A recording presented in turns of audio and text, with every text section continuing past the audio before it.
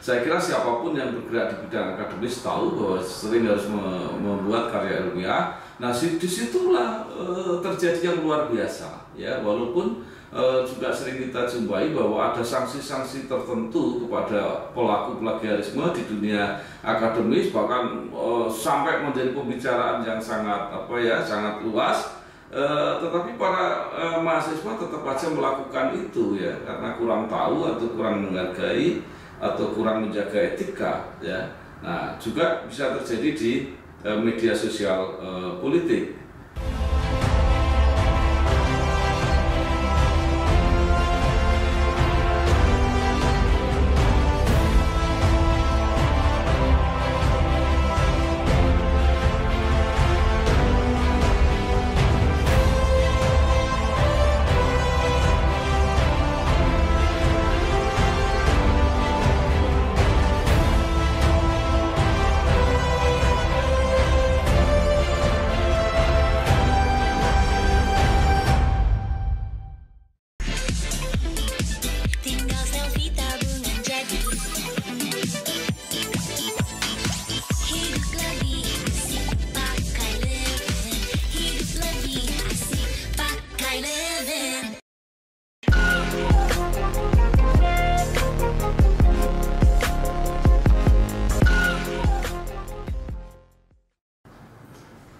Baik, Assalamualaikum warahmatullahi wabarakatuh. Salam sejahtera untuk kita semua. Om Swastiastu, Namo Buddhaya, salam kebajikan.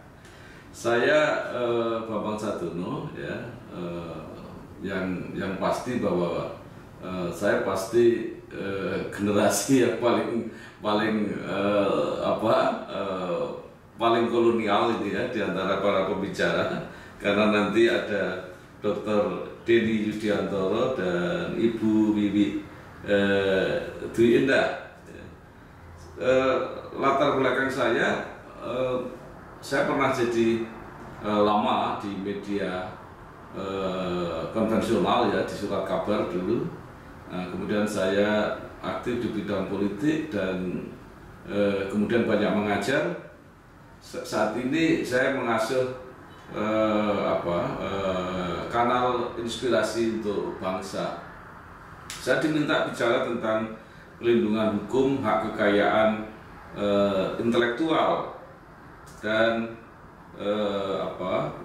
terutama di ruang digital. Nah, tadi kita sudah mendengarkan dari Bapak Menteri Kominfo, ya, bahwa kemajuan media digital di Indonesia memang sangat luar biasa, ya. Dari segi koneksi koneksi internetnya itu sudah 73,7% dari seluruh populasi di Indonesia. Nah, kemudian juga angka kepenggunaan, ya, artinya masyarakat Indonesia menyediakan waktu yang cukup panjang, cukup lama untuk menggunakan media digital.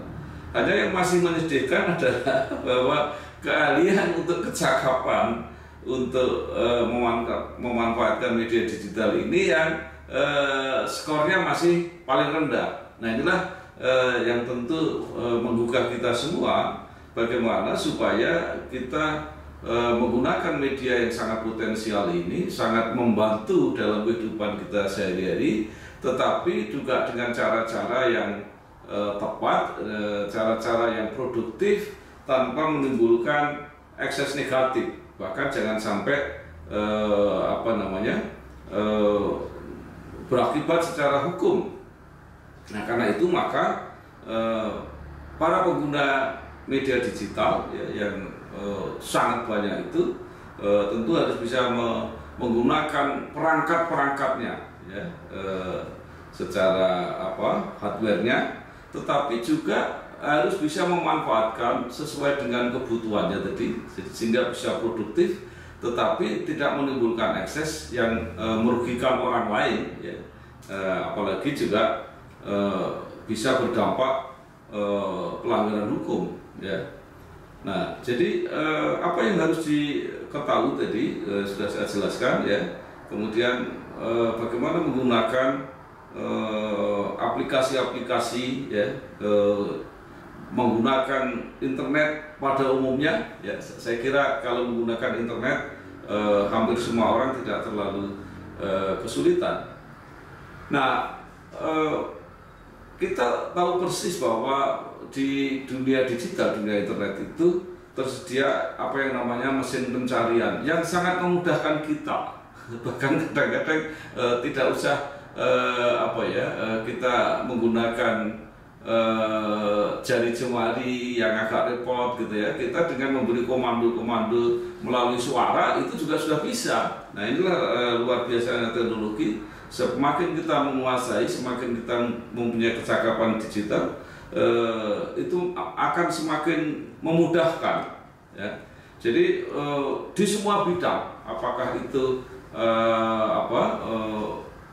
di bidang sosial, hubungan kita dengan lingkungan, dengan kolega, di bidang pendidikan ya, sarana untuk belajar, di bidang bisnis untuk komunikasi, untuk promosi, dan bahkan di bidang pemerintahan, di bidang politik, semua bisa kita manfaatkan ya. Jadi misalnya salah satu yang sering di bidang sosial politik adalah bagaimana kita mencermati, memilah konten-konten yang akurat sehingga kita bisa terhindarkan dari berita-berita hoax atau kabar bohong.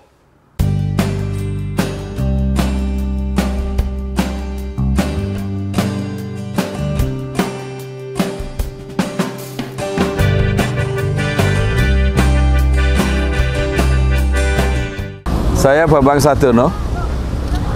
Saya sedang berada di Bledug Kuwu. Ini adalah salah satu destinasi wisata di Kabupaten Grobogan.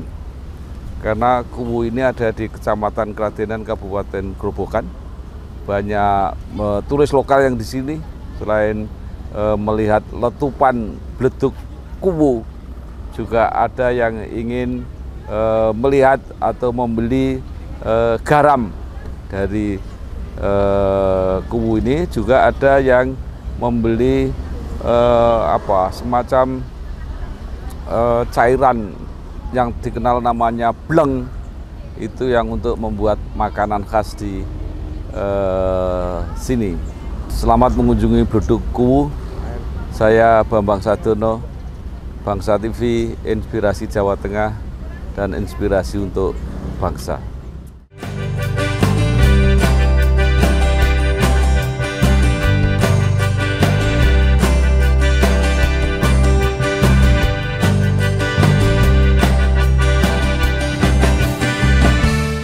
Jadi mengapa timbul masalah? Karena tadi kebutuhan ekspresi diri tadi, kita mengambil bahan-bahan yang kadang-kadang tanpa sengaja kita melanggar hak-hak orang lain yang seharusnya dilindungi gitu ya.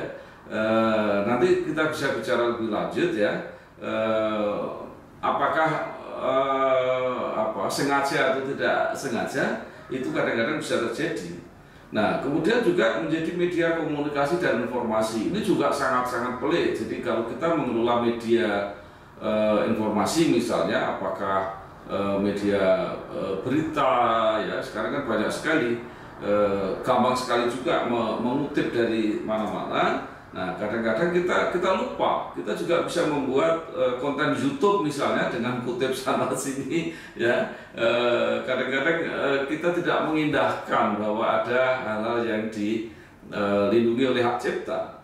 Nah, memang kadang-kadang pelanggaran-pelanggaran hak cipta itu juga bisa dikontrol, misalnya oleh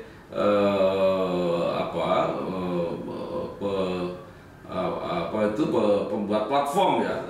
Salah satu contoh misalnya taruhlah sebut media YouTube, itu memang secara otomatis kalau ada konten-konten yang sudah dilindungi oleh hak cipta, itu biasanya langsung tidak bisa dimonetize, artinya tidak bisa dihargai ya sebagai sebuah karya yang dihargai oleh platform YouTube. Tetapi sebenarnya walaupun begitu tetap saja pemilik konten yang asli itu tetap dirugikan ya, karena materinya tetap saja kadang-kadang bisa terus ditayangkan. Nah, yang menarik adalah di media pendidikan ya. Saya ini seorang dosen ya yang sering memberi tugas, dan saya kira siapapun yang bergerak di bidang akademis tahu bahwa sering harus membuat karya ilmiah. Nah, disitulah terjadi yang luar biasa ya, walaupun juga sering kita jumpai bahwa ada sanksi-sanksi tertentu kepada pelaku plagiarisme di dunia akademis, bahkan sampai menjadi pembicaraan yang sangat sangat luas. Tetapi para mahasiswa tetap saja melakukan itu ya, karena kurang tahu atau kurang menghargai atau kurang menjaga etika ya. Nah, juga bisa terjadi di media sosial politik. Nah, terus mengapa ini juga terjadi di dunia digital? Karena ada dua hal sebenarnya yang sangat menjadi pertimbangan ketika kita ingin masuk ke dunia digital ya, ingin membuat konten atau menyiarkan atau menyebarkan. Itu karena ada sesuatu yang dianggap penting ya. Jadi kita menyebarkan itu pasti hal yang penting ya. Kalau hal yang tidak kita anggap penting tentu tidak, atau sesuatu yang dibutuhkan oleh publik yang akan kita menjadi sasaran konten kita. Yang kedua, karena kita ingin menyampaikan sesuatu yang menarik ya. Kadang-kadang tidak penting tetapi menarik, ada cerita-cerita lucu, gambar-gambar yang unik atau anekdot-anekdot yang humoristik dan sebagainya, itu adalah sesuatu yang menarik. Tetapi apapun yang ingin kita sampaikan, apakah itu penting atau itu menarik, maka akurasinya ini yang harus dijaga. Jadi kita tidak boleh mengambil sesuatu ya, kalau sekedar memindah-mindahkan itu paling-paling kita menanggung risiko kalau konten itu tidak akurat. Tetapi kalau konten-konten itu dijaga oleh kepentingan hak cipta, itu tentu ada pihak-pihak yang dirugikan, atau ada pihak-pihak yang tidak dihormati secara etis, misalnya etika akademisnya, sehingga orang yang melakukan itu pertama bisa mendapat cacat etika ya. Bahkan kalau di dunia akademis cacat etika itu menjadi sangat berat, karena itu merupakan mahkota dunia akademis itu. Yang repot adalah kalau sampai plagiarisme itu menyangkut soal hukum, karena perlindungan hukum yang ada, kita bisa terkena sanksi itu. Bu, pinjam mobil? Boleh, tapi nanti anterin ibu arisan dulu sama isin pulsa. Transferin buat bayar arisan, terus nanti ambilin cash juga. Pinjam mobil sekali, nantinya banyak. Makanya perbanyak transaksi, kumpulkan poin, lalu tukar dengan kupon undian di BNI Mobile Banking dan menangkan hadiahnya. Gak pakai nanti.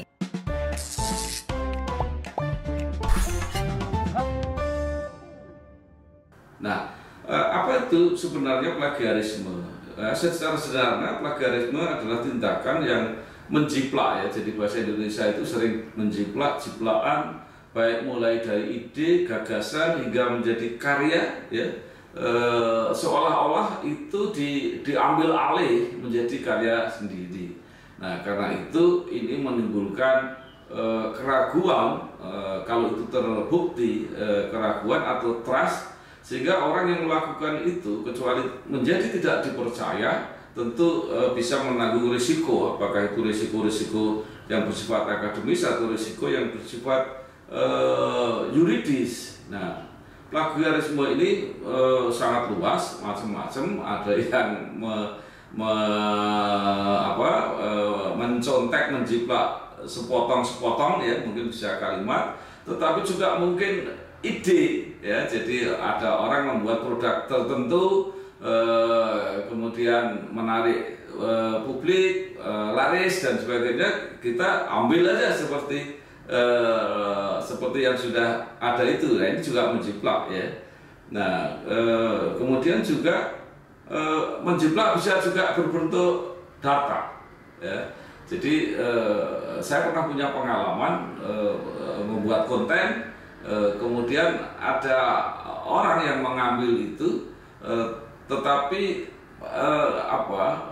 tidak dengan gambar-gambar yang sama, tapi dia hanya mengambil data-datanya itu, bahkan suara wawancaranya itu masih terdengar, ya itu dari apa yang saya buat itu.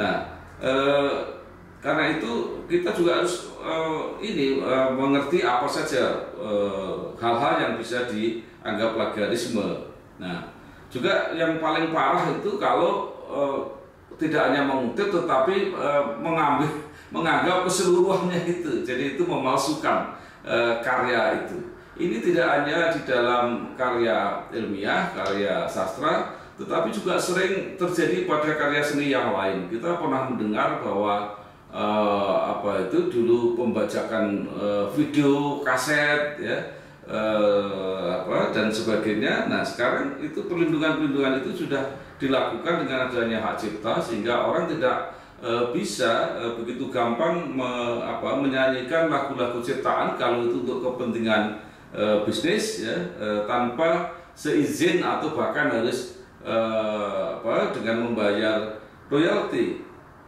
Nah, inilah beberapa hal plagiarisme yang perlu kita mengerti.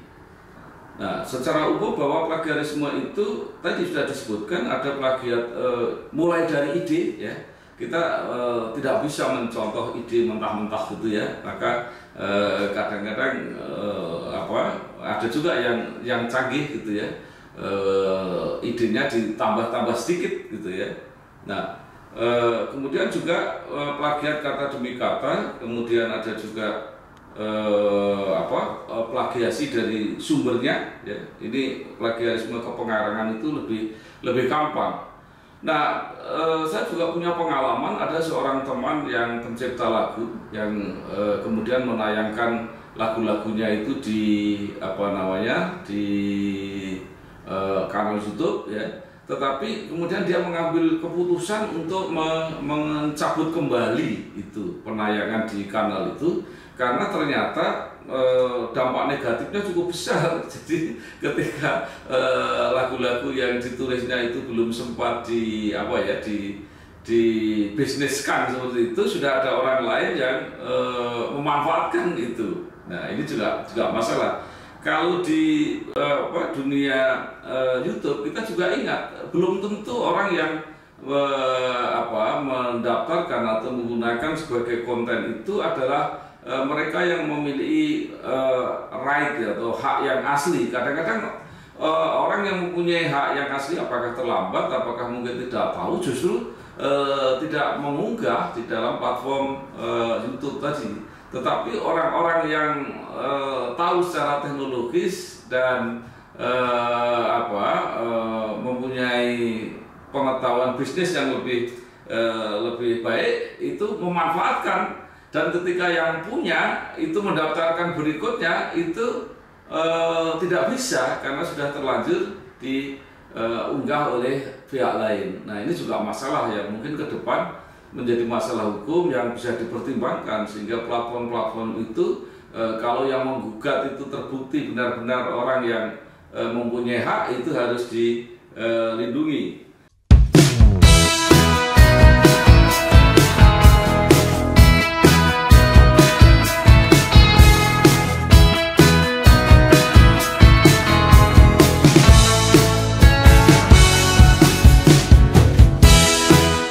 Saya Bambang Sadono, saya sedang berada di destinasi wisata Lokotur di Kota Cepu, Kabupaten Blora.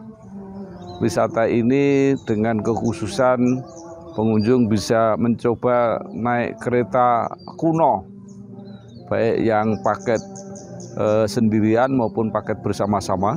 Ya, ada paket yang harganya murah 20.000 tapi minimal untuk 15 orang. Tapi ada juga paket yang bisa sendiri, berapapun penumpangnya, per kilometer 60.000.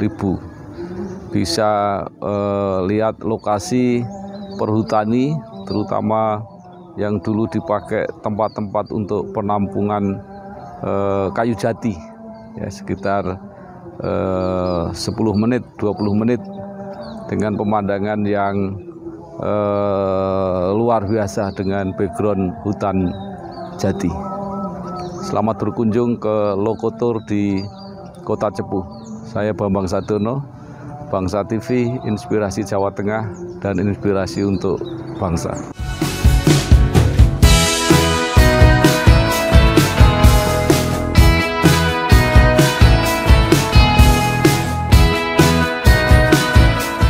Nah, disitulah pentingnya kita juga mengerti mengenai hak cipta, ya. Ada Undang-Undang 19 tahun 2022, ya. Jadi pemilik hak cipta itu mempunyai hak untuk bukan hanya mengumumkan tetapi juga mendistribusikan hasil ciptaannya itu.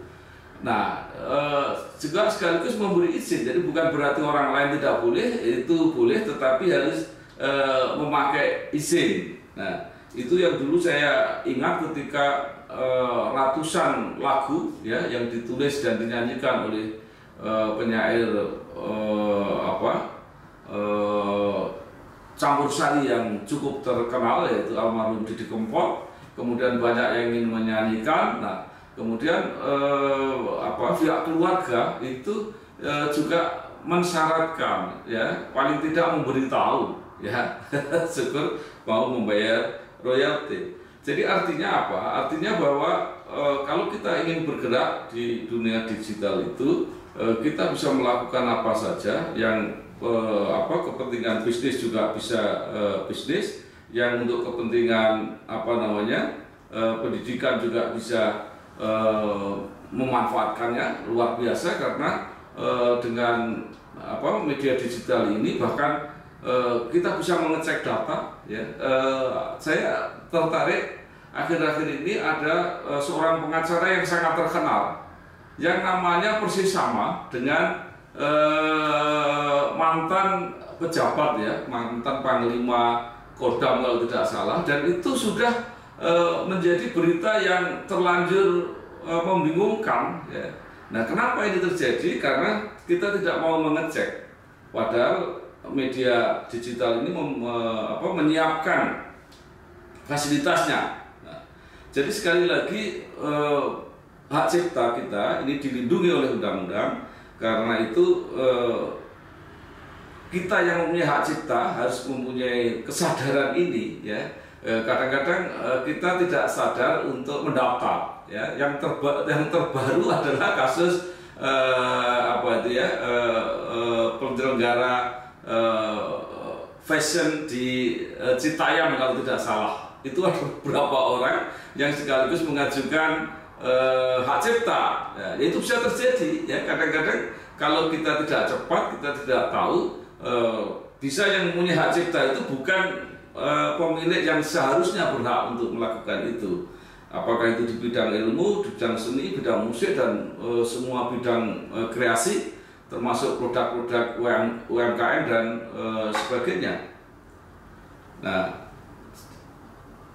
kemudian hak kekayaan intelektual ini memang sangat penting. Artinya di dunia digital yang semakin merambah di semua bidang kehidupan kita mau tidak mau harus bersentuhan itu. Bukan hanya bersifat nasional, tetapi juga bersifat internasional, global, mendunia, ya.